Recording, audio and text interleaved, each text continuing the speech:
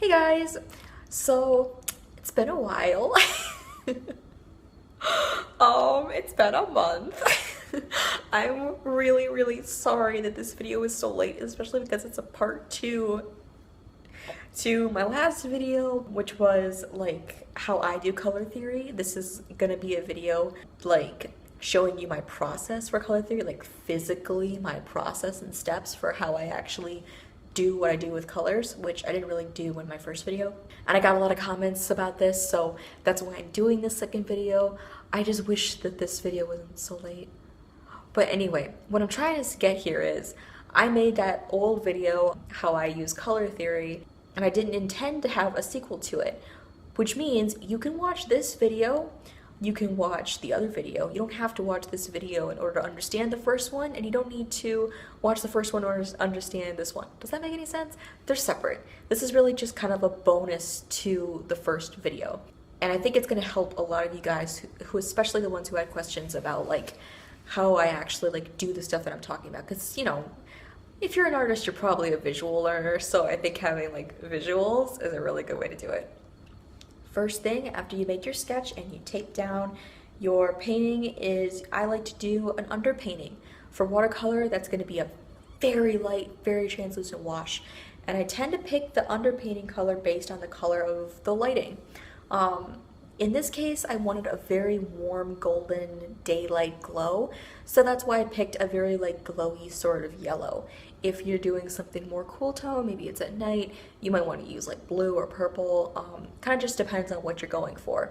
But the underpainting is great because no matter what color you layer on top, it's going to help unify that color because it's like bleeding through.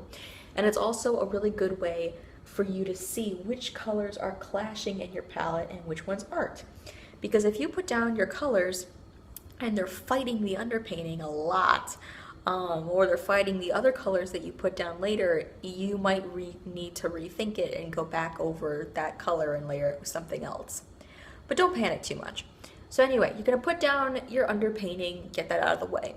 Next, you're gonna have to look at your color palette and make some decisions. I said in my last video that you really want a max of 5. You can go over that, but I wouldn't go too far over it because you're going to be doing a lot of mixing with these colors anyway, and it's very easy to get overwhelmed with too many colors, and you really can do a lot with very little. I promise. You have to just trust me on this one. After this step, you're going to put down the flat colors. So what I do is I take one color from my palette and you work that color everywhere in the piece. What do I mean by that? I mean, I don't color one thing brown, wash my brush, color something green, then color something orange, then color something pink, and then go back to brown. I don't do that. I take the brown color and I paint everything that I know is going to be brown, and I just get all that out of the way. And then I move on to the next color. Everything that's going to be orange, I'm going to go to do orange. Why I do this is because this way I know for a fact that I'm using this color everywhere in the piece. That way I'm not at the end of this like phase looking at my painting and being like, ah shit, like I really didn't use any brown for like this entire lower quadrant of the painting, and now it looks really weird. I wish I had planned ahead. This way I just know for a fact that I'm unifying the entire piece one step at a time. And you'll be surprised how long this process can take you, just putting down the flat colors, because you really have to make some smart decisions. It's a lot like people when they make maps. Like let's take a map of the United States. There's only gonna be like 5 colors that they color for the states, but they have to make sure that like no colors are touching each other. So that's kind of like how I feel with this process, is if you're like me and you don't plan ahead, you have to really be careful that you're putting down colors in such a way that they all work neatly with each other and that there's not like too many of the same colored things next to each other. So make sure that you're just kind of working the whole page. After that, I'll go in and do lots of detailed stuff like shadows and highlights and other things like that. But I'll do that by using the same colors in my color palette. I'm not mixing any new paints. I'm pretty hard and fast with what I already selected. But what I am doing is I'm just making these colors a little bit paler by adding water and doing lots of translucent colors on top, especially in the shadows. That will help with color unification. Something I love to do a lot is I'll put these colors, these other colors in the palette, into the shadows of the picture. So for example, I don't think I filmed this part, but the red couches in the picture, I used a very faint or very pale green in the shadows of those couches, because that way it'll help unify the reds and the greens in the picture. And shadows shadows definitely desaturate colors because there's less light. So I know that by layering the green, I'm going to create a correct shadow color. And it's just gonna help unify everything in the picture. And this means that this step is not very stressful, because you're just taking the colors that you already have and you just keep on layering and layering and layering. That's all my process really is. It's just keep working and reworking the colors until you have something that all comes together. And this is a point that I made in the last video. You can pretty much make any colors work together if you just use them correctly, if you use them all over the piece and you really work at color unification. So finally, once you're all done with your colors, what I like to do is once I'm done with all the shading and the lighting and all that stuff, I go in with the line art. Some people do the line art after they do the sketch and then they color. I used to do it that way, but I don't like doing that anymore, because I find that when I do the line art last, I can really control the colors a lot more. I can really be deliberate in what color I want the lines to be in this particular area where it's more shadowy, where I want the colors to be where it's a bit more light, etc. Like, I feel like I have a little bit more control. So yeah, finally, when all those things are done, you can do, oh yeah, one last thing. I'm not sure if I filmed this, but something I also like to do besides adding little nitpicky details with a small brush is I'll take a really big brush and I'll put a very translucent color on it, a lot like what you did in the underpainting layer, and I'll paint on top of it. So maybe like some areas are just generally darker than others. I might just do like a big wash of some shadow color, or I might do a really big wash of like a light source, something like that, and that also helps unify. Just use those big washes to just kind of like go over everything. And then when you're really towards the end, you might want to use like a different media to add like a little bit more details. I find that if I'm really happy with my color palette, sometimes I want to add like a little punch of like one outside color, just like one little thing. I'll probably add this at the end when I can, like with a colored pencil or some other media that's easy to erase. That way when I add that punch in, I can be like, okay, well, that really works, I'll use it. Or maybe I'm gonna be like, no, that doesn't really work, I'm gonna erase that and forget that ever happened, just gonna finish the piece. So yeah, you can do whatever you want.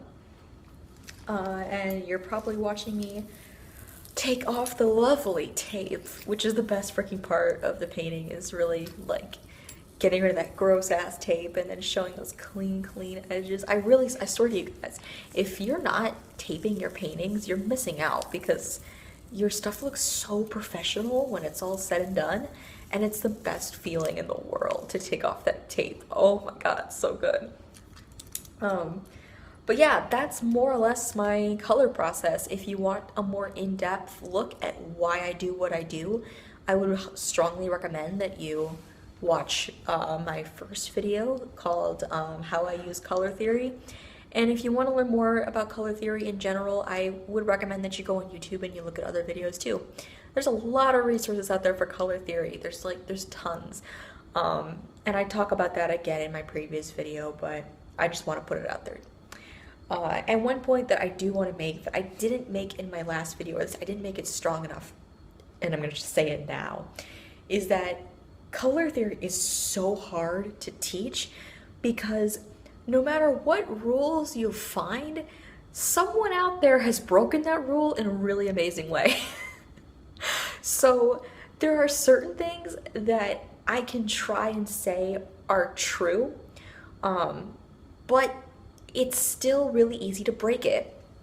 For example, I said in my last video that like using really crazy, insane, bright colors everywhere doesn't work. Yet you do see some psychedelic artists that use crazy bright colors everywhere and they make it really magical and amazing. Or I said something like, you can only use like 5 colors in your color palette. Well, some people use like fucking 20, but you know, that's what makes it really difficult, and that's what makes it a challenge. But I try to make these rules because if I just tell you guys there are no rules, you're gonna be making really ugly color palettes. I hate to say it, but there's rules and there's not rules. So please don't get discouraged with color theory, because if there's one thing that should be a comfort to you guys, it's the knowledge that like you can make it work, you know, because there are no strict rules. Like for example, anatomy. If something's not right, it's because it's not right and you really can't argue with it. But with color theory, there's always a way out. There's always a way to get away with whatever the hell you're doing, I promise. You might not know what that way is, and that comes with practice and comes with knowledge, but you can always work it and work it. So yeah, anyway, I hope that this was clear for you guys, and that this video kind of resolves the issues that I didn't exactly address or didn't address well in my previous video. If you still have any questions about color theory, you can always leave a comment down below and I will get to it and I'll try to answer as best as I can. I'm not going to do a third video on color theory, at least not for like another fucking year if I have anything like special to say, but yeah, I just want to get that out there. So anyway, if you are curious about my artwork, which you should be, no, you can always follow me on Instagram or Snapchat or Tumblr. That's where I post my actual artwork a lot. So you can actually see what I do with color theory, just as an example. And you can always leave comments down below and ask me, like, request video ideas, or if you're having like trouble with something or something like that, you can always message me down there. You can message me through Snapchat. I don't really recommend Instagram because I hate that I can't see when messages come in, but whatever. You can do Instagram too if you really want to. But I'm usually around and I usually respond. So yeah, if you have any concerns or anything like that, I am here for you guys because I want to be a resource. So yeah. And what else? If you like this video, please give it a like, and if you really like my videos, I would appreciate it if you subscribe to my channel because I do lots of videos like this one. So I think that's it. Again, I really want to say I'm sorry that this video took fucking forever. I have this class that's making me do lots of video and it's been burning me out basically. I don't want to do YouTube videos because I just spent like this crazy amount of time doing all these other video projects, so I apologize, but I still have this goal of getting 10 videos done by the end of 2016. I think this is like my 4th video or whatever, but yeah, I have not forgotten that goal. I'm not going to go ghost. I'm still going to be posting. I just wanted to apologize for this really long hiatus that I didn't mean for it to happen. And I've got a really long list of videos that I think are going to be really great for you guys coming up very soon. Especially if you're in school, I feel like these videos are going to be helpful, like really helpful. So anyway, I'm rambling and you probably want to get on with your day. So thank you guys for watching and I'll see you in the next video. Bye guys!